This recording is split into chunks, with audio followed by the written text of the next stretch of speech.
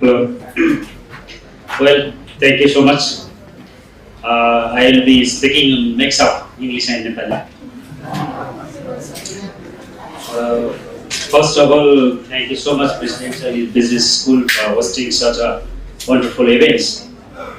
Definitely, industry and academia discourse will come up with good resolutions sometimes. Such type of initiatives gets informations to the upcoming future corporate leaders, maybe entrepreneurs or maybe industrialists, and also those who are acting today in the field of industry, banking, academic. So thank you so much. First of all, the topic is very interesting. The banking sector after the elections. Definitely, bank experts are here. NRV, we have a keynote speaker. He has already jet us, and daily banking operating Manoj is very dynamic bankers already here.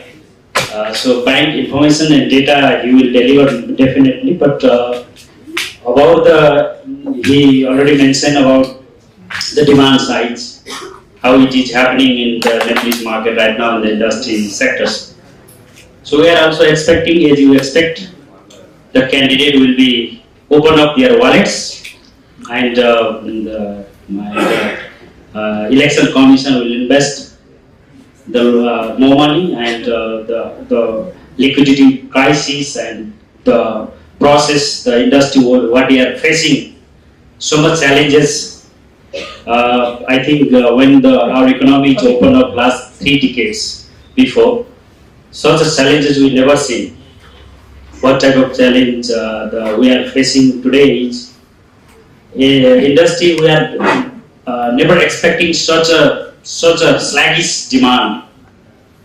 We are expecting so we can sell in the H part, maybe sometime less in the price.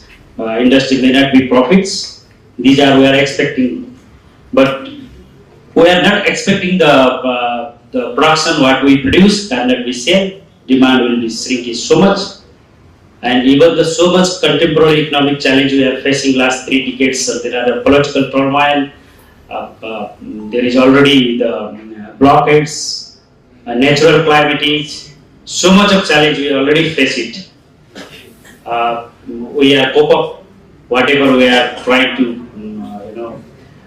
giving such our best efforts. But in the last 2.5 years, or maybe almost 6 months, the Nepalese private sector, which is facing, is really never seen such type of situations. Almost most of the enterprises are facing their hopes, and they are in such a problems in different ways. The cash flow of the industries, recovery, and everywhere it's getting pressures. Now we are expecting things will be soon come up. Why it is happening? That is the most important questions. In our own, maybe I'll discuss in later why it is happening, why our policies deviate, how we can come up with solutions. So we'll discuss it later. Right now, I just like to conclude first this discussions. Okay, thank you. Actually, this also has a very 2 years of banking experience also in Africa. I think I saw in your profile. So we may be able to get your perspective, international perspective of your banking experience as well. Thank you, Prajwalji. म चाहिँ नेपालीमा I feel comfortable in this audience, so I would like to speak in Nepali. So your last 5 years, again, you started with 2017 election where we have data. अहिले चाहिँ अब data आउने क्रममा छ, so it will take some time for us to really analyze those data in a very granular and comprehensive manner. But until then, I think last 5 वर्ष अगाडिको scenario र अहिलेको सिनेरियोमा के कम्पेरिजन गर्न सक्यो भनेदेखि I think it will give us a better picture of our economy. The 5 वर्षमा there is a massive change in our economy. That's something that we have to understand. 2017 को local and national elections को everything was quite positive. हाम्रो economic indicators हेर्नु हुन्छ भनेदेखि त्यो समयमा हामी लामो 1 दशकको stagflation भनेको high inflation र low economic growth को स्टेजबाट we moved into a very high growth economic growth र low inflation को period मा चाहिँ 17-19 को जुन 3 years को period छ that had been the wonderful in terms of what we could deliver in those 3 years. So the election set that stage in a way for a high economic growth trajectory with low inflation. अहिले आउँदाखेरि it's just the opposite. We are entering into a phase where it's going to be extremely difficult. And now I think हामी फेरि stagflation phase मा we are going into that. त्यो समयमा we have just conducted this election. Elections normally happens to be very expensive. यसको चाहिँ certain theories-हरु पनि छ कि अब academic तपाईहरु I think you are master's students and I think in few months time you will be doing your thesis probably. And one topic could be this election. यसको चाहिँ different economic aspects could be a matter of interest for you where you can do your research. तर अघिल्लो उसलाई जस्तो तपाईले भन्नुभयो त्यसमा चाहिँ around 24% was spent by the government out of $131 billion that was spent for those 2 elections in 2017. 25% were done by the government and the remaining 76% was done by the candidates themselves. So there's this huge gap in terms of the private people in spending on that election versus the government.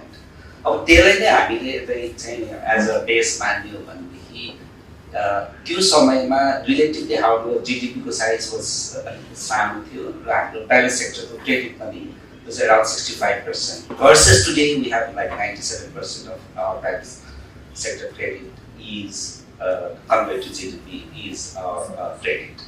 And then lots of challenges that we are facing. One is of course the liquidity challenge.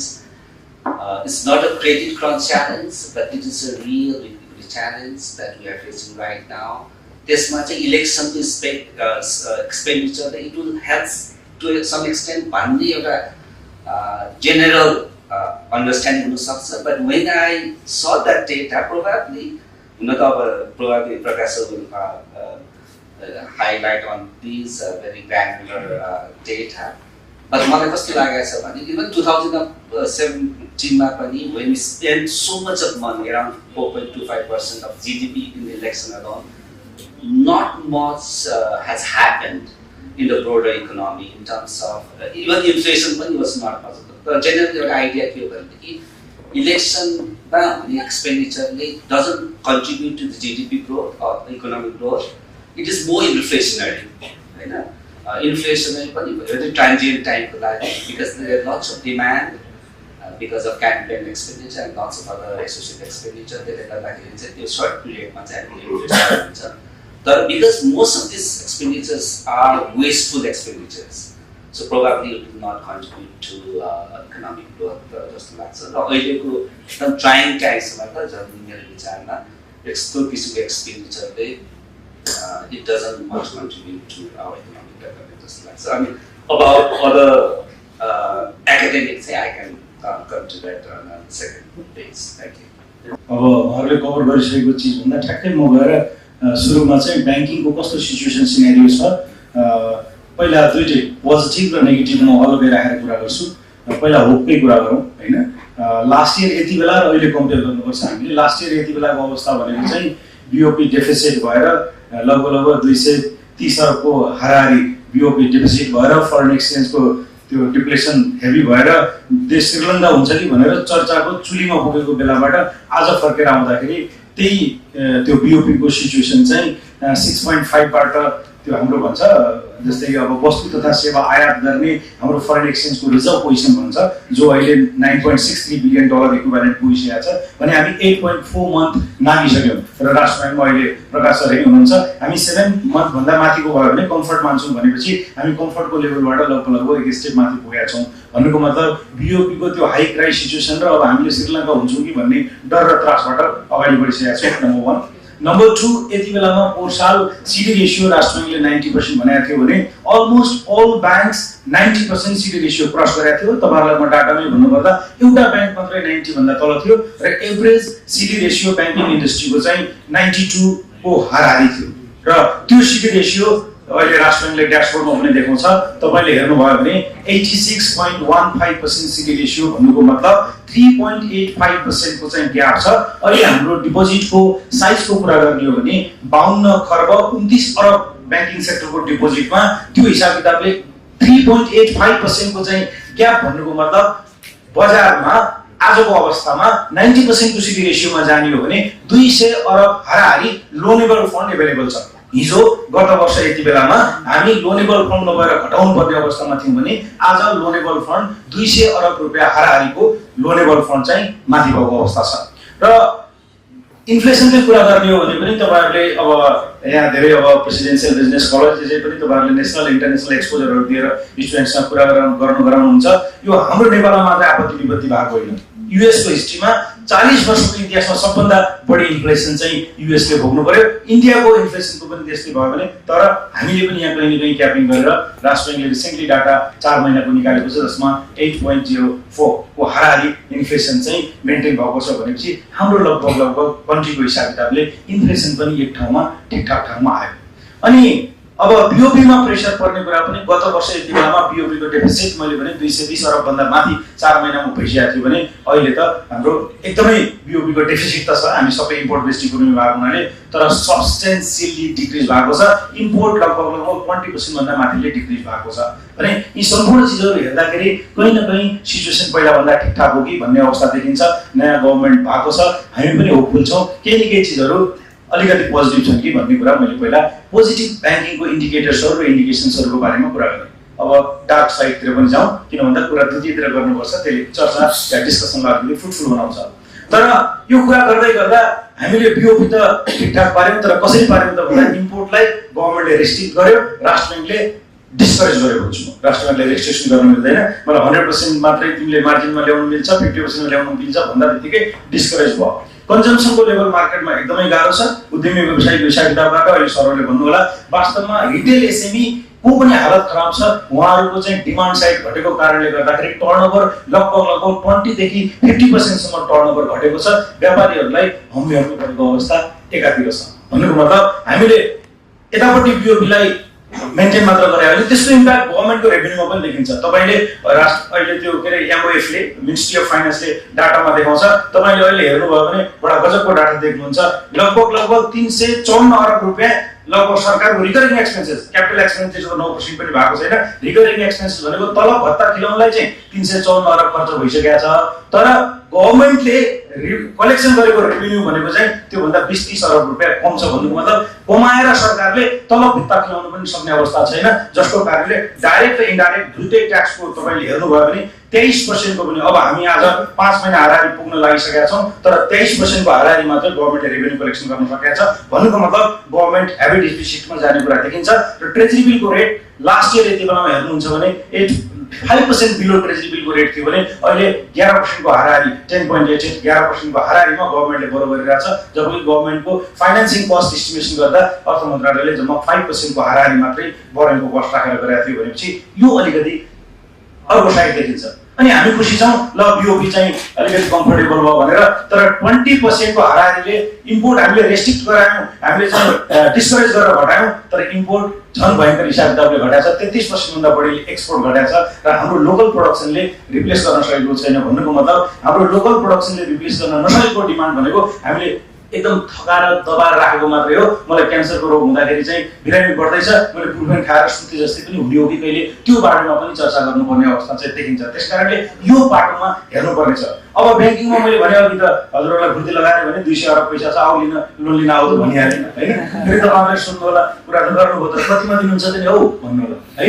भन्नाले interest rate एकदमै नराम्रोसँग बढाएको छ। तपाईले अहिले ब्याङ्किङको average weighted interest rate भनेको 12.19% छ, जुन भनेको गत वर्ष यदि कम्पेयर गर्नुहुन्छ भने 3% भन्दा माथि हो। र लगभग 47 खरबको बोरोइङ कस्टमा 3% को आरआरआई बोरोइङ कस्ट माथि बढ्दा व्यापारीलाई हुम्याउम्बे भएको छ। एकातिर टर्नओभर घट्ने, डिमान्ड घट्ने, अर्कोतिर चाहिँ तपाईको इन्ट्रेस्ट रेट चाहिँ हाई हुन्छ। र अर्को कुरा पनि के भएको छ त भन्दा राष्ट्र ब्याङ्कले यो पटकबाट 15 नम्बरको डाइरेक्टिभलाई एकदम अचरस पालना गर, तिमीले बढी पैसा ल्याछौ भने नि व्यापारीलाई सब फिर्ता गर भनेर चाहिँ सबै ब्याङ्कहरूलाई फिर्ता गराउन लाग्नु भएको छ। हाराहारी 3.5 देखि 4 अरब रुपैयाँ हाराहारी चाहिँ ब्याङ्कहरूले त्यो 15 नम्बर डाइरेक्टिभलाई कम्प्लाई नगरे बापत फिर्ता गर्नुपर्ने अवस्था छ। त्यो हुँदा बित्तिकै पहिला के हुन्थ्यो त भन्दा व्यापारीहरूले चाहिँ 12% को एफडी हुँदै गर्दा पनि कहिलेकाहीँ 9-10% मा लोन पाउनुहुन्थ्यो, किन भन्दा हामी एक्जिस्टिङ बोरोवरलाई पनि रिप्राइसिङ गरिदिन्थ्यौँ। अब एक्जिस्टिङ बोरोवरलाई रिप्राइसिङ गर्न नसकेपछि लगभग म्यानेजमेन्टको स्ट्रेन्थहरू बढी हुनुहुन्छ होला, मार्जिनल कस्टिङ गर्छौँ हामी ब्याङ्करले। अनि मैले के त भन्दा 12% मा लिएको पैसा 1 करोड रुपैयाँ मैले डिपोजिट लिएँ भने 1 करोड लोन दिन मिल्दैन,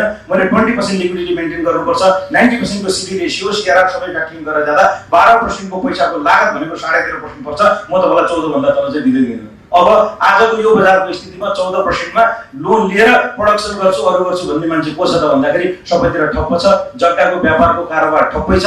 म भन्छु अस्ति यहाँ शेयर गर्छु, नोबेल ब्याङ्कले 5 वटा गजबको लिगल ह्यासल्स बिनाको चाहिँ हामीले एनबिए लाई डिस्पोज गर्नको लागि नोटिस निकाल्यौं, एउटा बिट पनि गरेन। भन्नाले जग्गाको कारोबारलाई कोलको ठप्प छ, एनपिए बढ्दो छ, 2.63 इन्डस्ट्रीको पुगेको मात्रै हो। यदि यही सिचुएसन रह्यो भनेपछि चाहिँ तपाईहरुले कालो सूचीमा पर्ने मान्छेहरुको संख्या हेर्नु भयो भने मतलब यत्रो हिस्ट्रीमा यो 6 महिना पहिला र 6 महिना पछिको हिस्ट्री हेर्दाखेरि चाहिँ अहिले लगभग 36,000 पुग्यो भने 12,000 चाहिँ 6 महिनामा थपेका छन्। भन्नुको मतलब यो अलिकति एलार्मिङ सिचुएसन छ। त्यसकारणले अब यो केही चीज राम्रो पनि छन्, केही नराम्रो पनि छन्। अब प्रजोजीले भन्नुभयो अब ठ्याक्कै डाटा त आइसकेको छैन, तर चुनाव अघि र पछिको भन्दाखेरि चाहिँ असार मसान्त र अहिलेको डिपोजिटको भोल्युमको साइज हेर्दाखेरि चाहिँ 57 अरबको हाराहारी ब्याङ्किङ सेक्टरमा चाहिँ डिपोजिट बढेको देखिन्छ। मैले हाराहारी चाहिँ कहीं न कहीं त्यो फिगर अब मैले चुनावमा आएको पैसा जोड घटाउ गरे भने त्यतापटि देखिएला। क्यापिटल मार्केटको हालत खराब छ, मान्छेहरु लगभग हामी त ब्याङ्कमा छौं, मार्जिन लेन्डिङ वाला ग्राहक बिचारा निथुक्क भिजेको बिरालो जस्तो भएर आउँछ, रोइकरामा गर्छ। मैले पनि मार्जिन कल गर्नुपर्ने हुन्छ। दया माया मनमा भयो भने पनि ब्याङ्करले अब त्यो प्रोफेसनली काम गर्नु परिहाल्यो। कतिको शेयर हामीले बेचेर रिकभर गरेका छौं, कतिको हालत खराब छ, जग्गा व्यवसायको हालत त्यस्तै छ। अटोमोबाइल ट्रेडिङ त मैले सुनेको छु 80% भन्दा बढीले घटेको छ। त्यसकारणले यी सम्पूर्ण चीजहरु अलिकति उथलपुथल हुँदै एउटा ठिकठाक ठाउँमा आएको छ र अब इलेक्सन पछि चाहिँ होप चाहिँ बाँकी छ भन्छु म चाहिँ। Thank you.